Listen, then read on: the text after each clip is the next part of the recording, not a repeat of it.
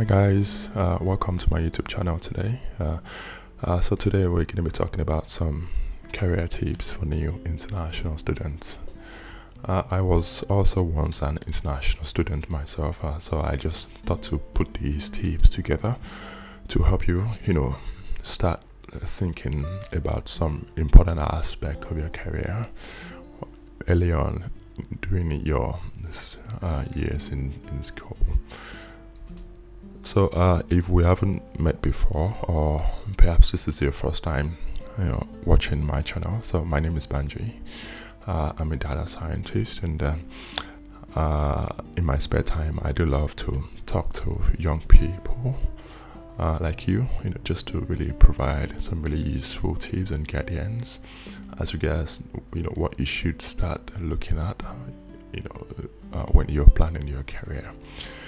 So I've just sort of put together a few points that I thought would be really useful for you today. And first of all, it's really about setting your goals, being very specific, being very clear about your goals. And I always do recommend that you start with your why.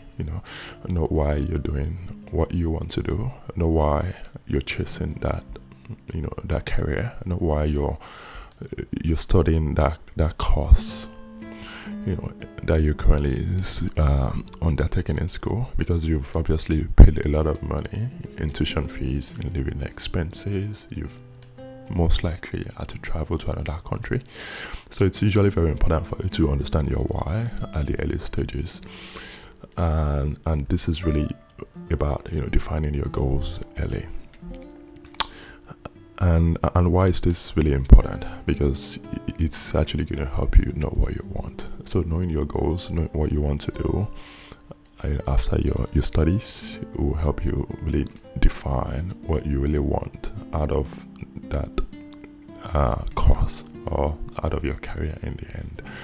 And then more so because your resources might be very limited in terms of money, in terms of time, in terms of resources as well, your effort. So if you can define what you actually want early in your career, you will be able to actually maximize your resources such that you can put it to better use.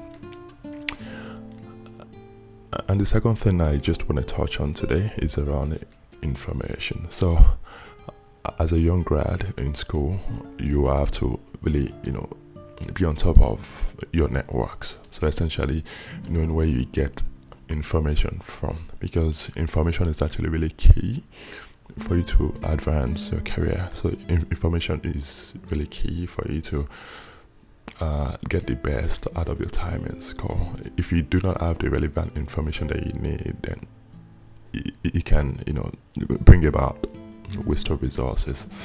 So I always recommend that you do not assume that you actually know something. So the one thing you can easily do is by asking those around you. So if you're really unsure about something, so the first thing you probably want to do is just to ask others, seek information from others, get help when you need to.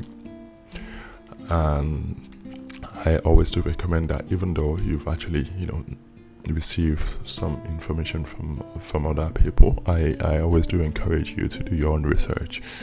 Why? Because you want to be sure that the information is valid. You want to be sure that the information is correct. You want to be sure that the information is going to help you achieve your career goals. And then you probably don't want to apply the wrong information to your own process. So I always encourage, so no matter what you hear from others, just double check, take that extra step and actually conduct your own research. And this is one of my favorite actually. So information shouldn't be something you should hoard. Okay, so if you have any useful information that you think might help other people, so I always encourage you to actually share information with others, because you're not really in a competitive world. So So I encourage you to help others as well when you have to do that. So you don't have to hide what you know, because you don't just want the other person to be suffering because you're just there and you're not able to give them the information that they need, despite the fact that you have it and got it from somewhere. So essentially, I just want you to not see others as a competition, but instead work with others. And the third thing that I just really want to talk about today is for you to avoid what I call the graduate loop. So what do I mean by that? It's more like getting into school, and then you really don't know what you want, and then after about 1 or 2 years of study, you have to go into school again to spend more money just to maintain your visa status or whatever. So again, this really comes down to defining what you want early.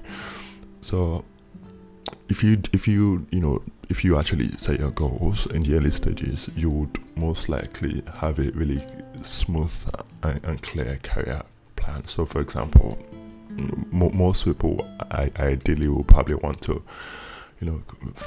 complete their bachelor's degree or their master's degree, and maybe proceed into doing a PhD or something. Some people are fine just doing their bachelor's and then just wanting to get a job afterwards. And then you have some people just wanting, to actually gain work experience. So if you've decided earlier in your career that what you want to do after your bachelor's or after your master's degree is to get a job and work in industry after your degree, then I encourage you to do all you can within that period, just to make sure that once you complete this school, your course, you do not have to go back into school again to study on that program, because obviously this will cost you a lot more money. And then so ultimately you just want to define what you want in the early stages to avoid that loop of needing to go into school after school, and then you find that you're just really spending all your time in school without making much progress. And I've really touched on this a bit. So it's really all about spending the time that you want in school so that you can move on to the next phase of your career. So if you've defined your career goals early, so for example, while I was in school, I said, look, after my master's program, I would like to get a job and gain some really useful work experience during my after my studies. And then thankfully, because I was able to define my goals early, I was able to actually spend the time while I was in school to actually pursue those things that really mattered to me, such that I was able to find my dream role after my studies. And really, so the earlier you actually do this and define your goals, the better it is, because you just want to avoid going in circles. So the fourth thing I would just want to talk about today is around networking. So networking is very important, not just for you but for other people as well. And then what I really always encourage people to do is to have a really good circle of friends and colleagues and mentors, those people that you can easily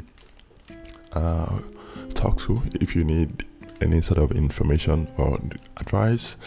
I always recommend that you actually start networking as soon as possible when you start your course. And then networking doesn't really have to be exchanging like business cards with other people and the likes, but if you can reach out to, say for example, and someone who went to your school, maybe, and your the alumni in your school, for example. So if you can easily reach out to them and say, hey, by the way, I would like to. I'm Banji. I'm currently studying my Bachelor of Business, and I see that you've also attended my school, and I see that you now work with Microsoft, and then I would just like to, chat to you and maybe have you on my LinkedIn and stay in touch, just so if I do have any questions in the future, I can talk to you. So networking could be as easy as that. So it doesn't have to be very, very complex. So it's really more about expanding your circle of colleagues, of mentors, of of companies that you like to work with in future, just so you can tap into this resource when you're eventually ready. And then I always recommend that you look hard for alumni first, because most of them are usually very helpful, just to provide that information that those other people need, and then let people know your needs. So I always do recommend that you don't go out just to get help, and then just so before you actually go asking people for help, I always recommend that you let people actually know what you truly need, and then you probably want to start that by letting them know what you're up to and what your expectations are. So for example, if I was in school, I would probably reach out to an alumni, as I said earlier, and say, hey, I'm this, and I'm Banji. I'm studying my Bachelor of Engineering, and I just would like to network with you just to see what I need to get into this engineering role, something similar to what you're doing now. I think most people are actually generally very helpful. So please don't be afraid, don't be shy to talk to those you think might be in a place to help you. And of course, look, not everyone is actually going to help you. I'll be honest with you, and not because they necessarily don't want to help. Some of them are just very busy, and some of them have other, they've got other things going on in their lives, and as you probably know, life happens to everyone. There's been COVID, so there's a lot happening in the world. So if you do not get a response, I would just advise you to look for someone else out there. There's thousands, if not millions, of people that you can actually reach out to online. So I always do recommend that you don't stop, don't get discouraged. Just find someone else that might be helpful for you. So the fifth aspect I really want to touch on today is around starting your job search early, and this is really one of my best part, but not because I get to talk to a lot of people about their career, but because I've actually seen these work in real life. So as you're probably aware, our degrees are becoming old-fashioned because everyone is actually going to school. Okay, you've got most people in uni doing their bachelors, doing their masters, and then in the end, everyone is just come up with this nice fancy paper that's got their names on it, that they've satisfied a particular requirement. But what I'm trying to really talk about is that our degrees are actually becoming old-fashioned because a lot of people are getting into school to get these degrees. So you've got to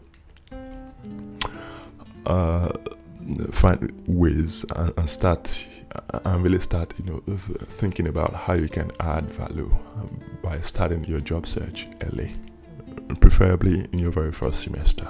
Okay, and this doesn't really mean applying to jobs just before you finalize your degree, but more like doing things, taking steps that is going to help you get the job that you want once you finish your school. So you really don't want to wait until the day you complete your studies to start looking for jobs, because by then it just might be too late. And then I always do encourage a lot of people to always develop their hard skills and their soft skills, because in the end, employers, will pay you for skills. They will pay you for how good you are. They'll pay you for how much value you can bring. Okay, so I always encourage people, even whilst you're in school, try as much as possible to learn the skills that are relevant to your career. So for example, if you're in IT, so you would be expected to know some coding languages. You'll be expected to be able, to understand some business intelligence tools and what have you. So I encourage you to actually take some time to learn these sort of skills that you need to advance your career. And more importantly, soft skills are also very important, because soft skills, for example, like communication, interpersonal skills, all those sort of skills are necessarily not taught in school, but employers highly value these skills. And then I do have a really simple checklist in the description section, so I encourage you to just grab a list of some highly valued checklists that are really useful for employers. And like I mentioned earlier, you need to start preparing for your job search whilst you're in school, because at that point you still have some time, you have some room to try a few things, internships, and to get really useful information that can be really useful, to advance your career. So I always encourage you to do this while you're in school, just so you're not really losing time. So you're studying and then you're just doing this in parallel. And I've got a really nice simple ebook that you can, I think it's about 20-30 pages. It's really, you can read it in under 10-15 minutes, to be honest. So I encourage you to get that ebook. It's free. Just really understand what you need to do, the steps that you need to take to start developing yourself and start planning your career. And the other thing I always advise young people is for them to value learning over money. And I know some of you might say, hey, but I need money. Yeah, I know you need money. Money is actually very important. I need money too. But if you're in the early stages of your career, you just really have to balance your goals, with money. Don't get me wrong. I'm not asking you not to make money, but you should not, you shouldn't put money over your learning, over your career, because in the end, the money that you think you're actually making now, for example, if you're working, maybe you spend all your time working now, and then you're not spending so much time in class, you're not really learning anything that's going to advance your career, and then in the end, after your studies, you don't have the skills, the hard skills and the soft skills that you need to actually land that job in the industry. Then all the money that you've sort of made in the early stages might really become obsolete or useless. So and take, for example, if you are an international student, for example, and then if your goal is actually to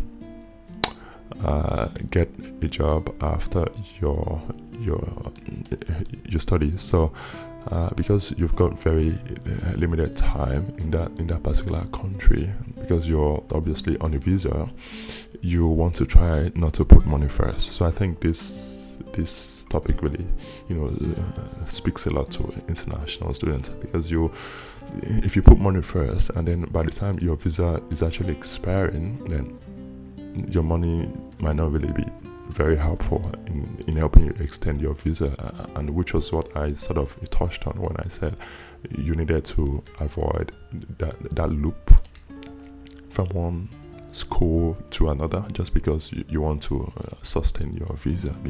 So my advice is that if you've got your goals in place, understand what you need to do to achieve those long-term goals, because that's actually what will really help you, on a long term, than just spend a lot of time chasing money that will probably only help you for the short term. And like I really just said earlier, so money can honestly become very useless if you've not achieved your goal. So for example, I do have a lot of people that I also went to school with, and you find many people actually going to work. I'm not saying it's bad, but because they haven't got time to attend to these other things that are really useful for their career, they just leave it until it's too late, and then by that time there's really anything anyone can do, and then other than the fact that they've got to go back to school again. So I hope that makes sense to you.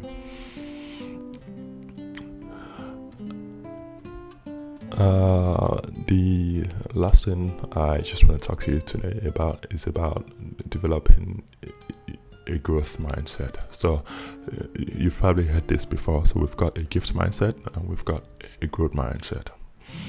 A growth mindset just is that mindset that is always open to learning new things, no matter what you already know. So I think as an international student, this is really important, in that you always have to get better by learning new things. So you necessarily do not want to assume that you know it all, because no one knows it all. I don't know it all. I also rely on so many people, to actually mentor me on many things. So I always encourage you to always be open to learning, no matter what you already know, and seek opportunities as well, especially outside your comfort zone, even when it's not comfortable, and accept lots of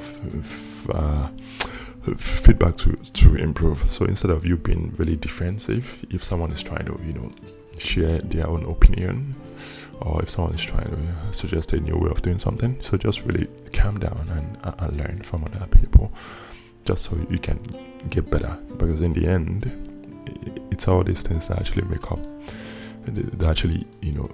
us who we are, and that's how we actually become better as individuals. So that's going to really be the end of it today. Just really want to thank you for tuning in. And this is my very first broadcast, so please don't mind. Please mind my inadequacies. I'm just really trying to put out really useful information out there. So once again, thank you for tuning in. And I do send out weekly career newsletters, really nice, concise emails on Saturdays or Sundays. So if you're really interested, I do encourage you to go to this link to subscribe to that newsletter, and then I'll be in touch with you, and it's really free. Because I just really love to do that, and my goal is really to help you. So I encourage you to join that list, and then please check out the other free resources that I've put for you in the description. And if you've enjoyed this podcast, this chat, I'm sorry, I'm so really used to podcast. I encourage you to subscribe to this channel, like it. It will help others like you to find these resources, and I do encourage you as well to share this content as well with others that you love. Please, I'm available on LinkedIn and Twitter. If you just want to search by name, Banji Alo is my name. Just follow me, and then I'll be in touch. Thank you, and see you next time. Bye.